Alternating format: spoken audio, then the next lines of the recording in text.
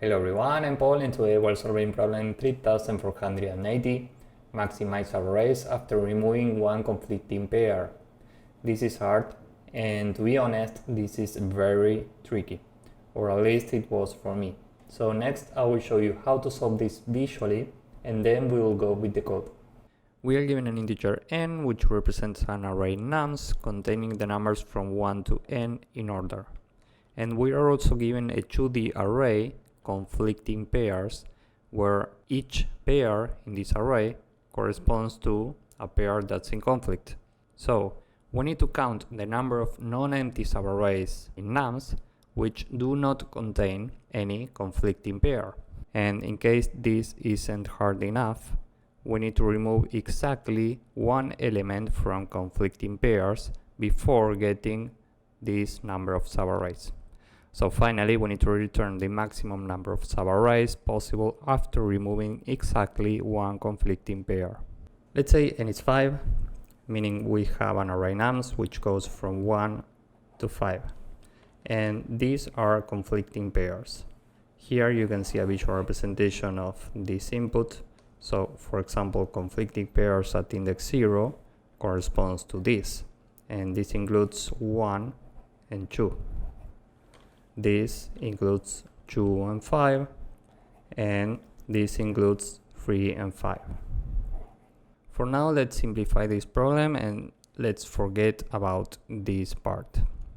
So we are trying to get the number of subarrays that don't contain any conflicting pair. And the best way I find to understand this is through observation. So let's try to solve this visually first. We will iterate nums from left to right from the first value. So we start from here. And we are checking how many subarrays, how many valid subarrays can we build considering numbers to the left of this number and including this number. And the answer in this case is 1. We can only build a subarray with number 1. So we put a 1 and we continue with the next number. And now we are doing the same. We are checking how many subarrays can we build considering numbers to the left of this number and including this number.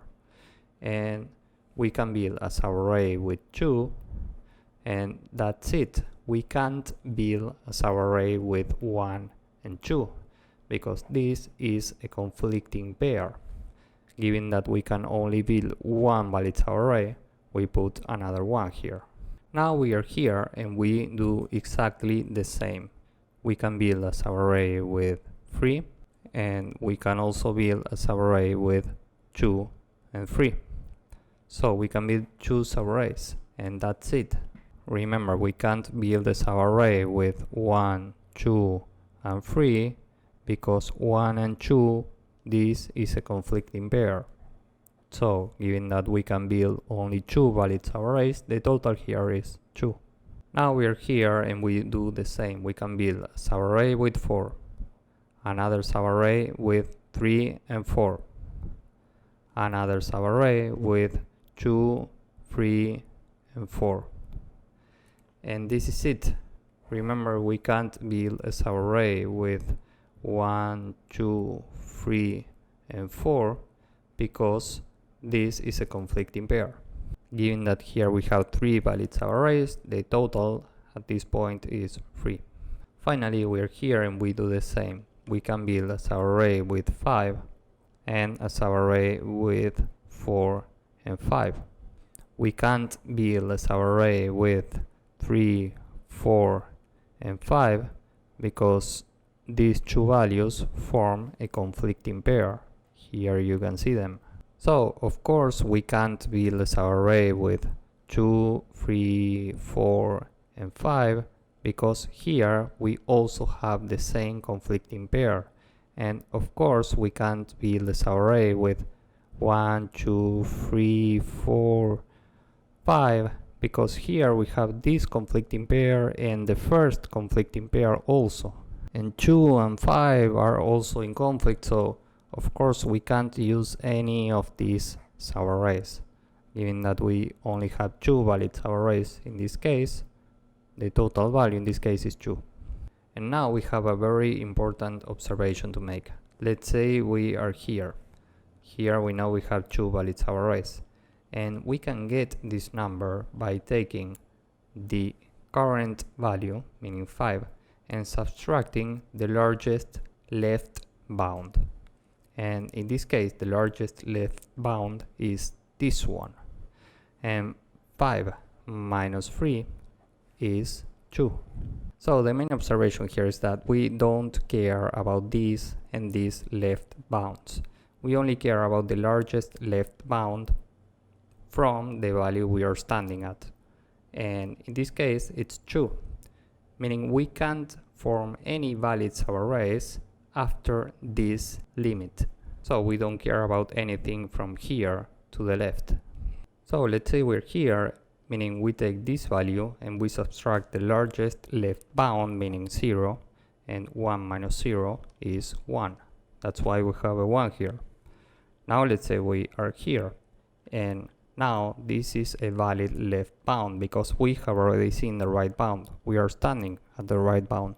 So the largest left bound so far is this one. And the current value minus the largest left bound, meaning 2 minus 1 is 1. That's why we have a 1 here. Next we are here and we do the same. We take the current value, 3, and we subtract 1. Now this is very important. We are taking this left bound. We are not taking this left bound, and we are not taking this one either. Why? Well, because we have not seen the right bound corresponding to this left bound yet, and the same for this. We have only seen the right bound corresponding to this left bound. So the largest valid left bound so far is this one. So we do 3 minus 1, this is 2, and that's why we have a 2 here. So now we're here and we do exactly the same. We do 4 minus 1, the result is 3, that's why we have a 3 here. This corresponds to this range, meaning the subarray 4, subarray 3, 4, and subarray 2, 3, 4. Now we are here, we found 2 right bounds, meaning these left bounds are now valid.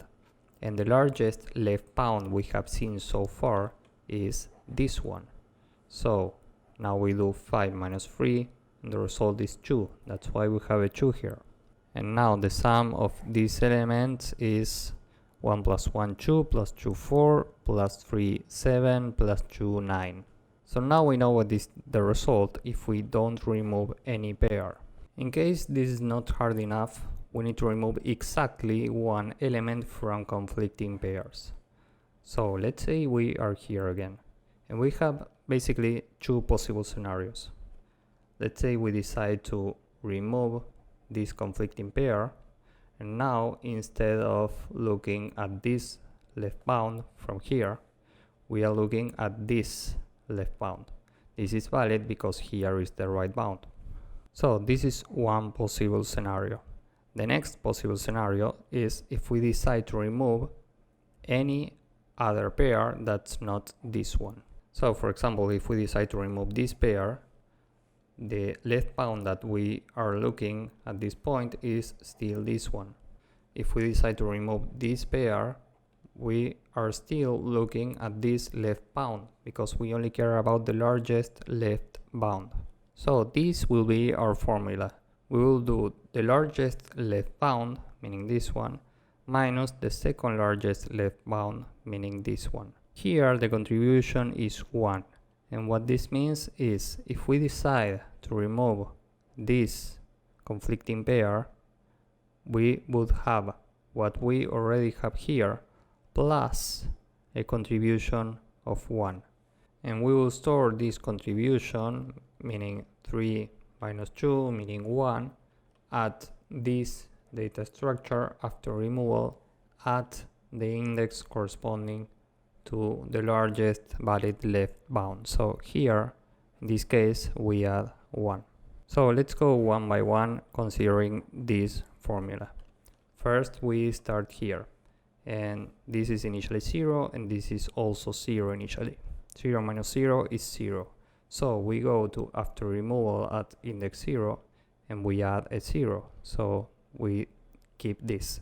Now we are here and we know this is a valid left bound and this is the largest valid left bound. So now we will simulate what happens if we remove this conflicting pair.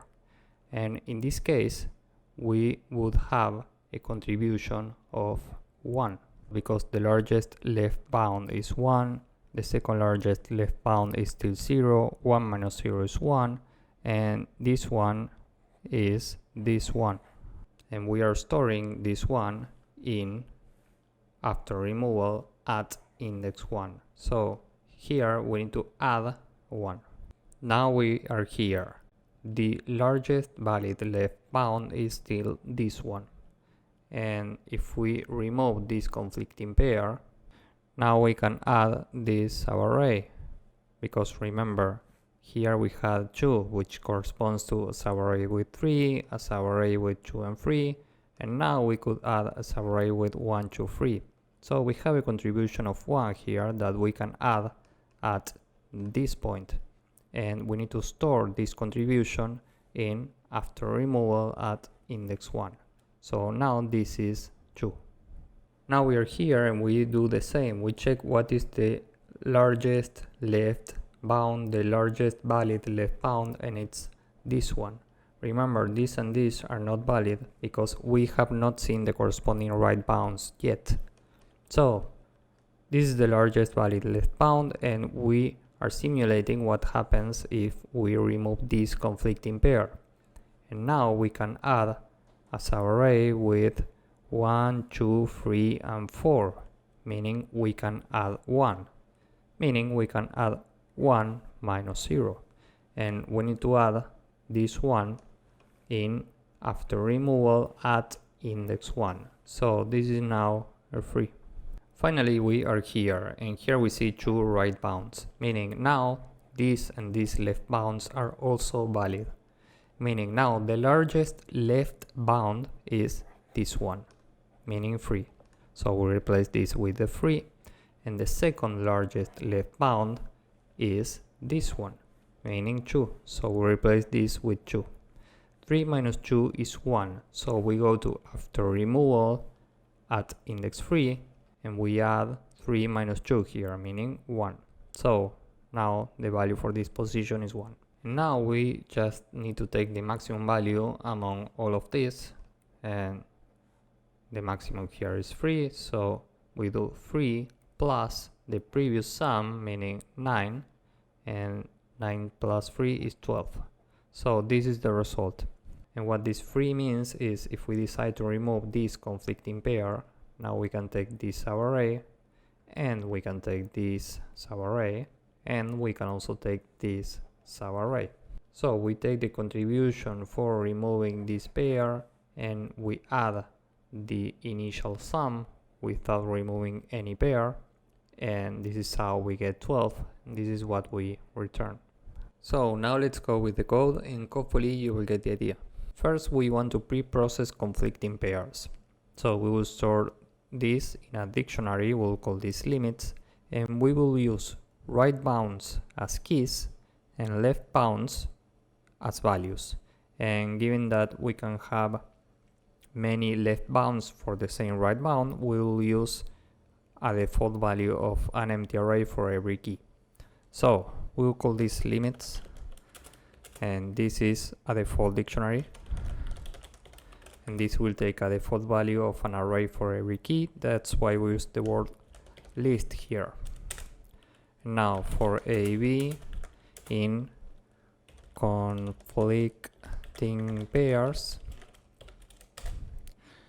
limits, and here we need to put the right bound, which is the maximum among A and B, dot append the left bound, meaning the minimum among A and B. Now the result is initially 0, left will be initially 0 and 0. Remember, this is the largest valid left bound, and this is the second largest left bound. And now after removal is an array with 0, times n plus 1. And now for r in range from 1 to n plus 1, and for L in limits R. So we are checking every left bound corresponding to the current right bound.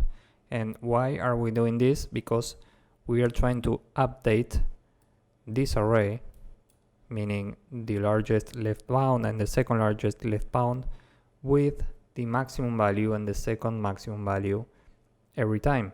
So here we can say left is the maximum among left, and an array with left 0, left, and an array with left 0. So what this does, when we have arrays inside this max function, this chooses the lexicographically largest value. Just to make this clear, the result for this is the largest value and the second largest value next. Now this is fine, this works, but I want to show you how to do this manually. Here we can say if left is greater than the maximum value, meaning left at 0, we store this maximum value in the second maximum value, meaning left 1 is left 0. And now we can update the maximum value, meaning left 0 equals left. Else if left is greater than the second maximum value, meaning left 1, we just update this second maximum value, so left 1 equals left. So just to be clear, this and this is exactly the same. And after this we can say result plus equal right bound minus the maximum valid left bound, and finally we return the result. And here we need to add the contribution, because remember, we need to remove one conflicting pair here. So we will return the result plus the maximum in after removal, and we need to build this after removal array. So at each step we'll say after removal at the maximum valid left bound, meaning left 0, plus equal left 0 minus left 1. So this is it for the code. Now let's submit this and see if it works. So you can see this works, and this is very efficient. Time complexity will be roughly big O of n plus m, where m is the length of conflicting pairs, and space complexity will be the same. So if you found this useful, please drop a like, subscribe, and see you in the next one. Bye bye.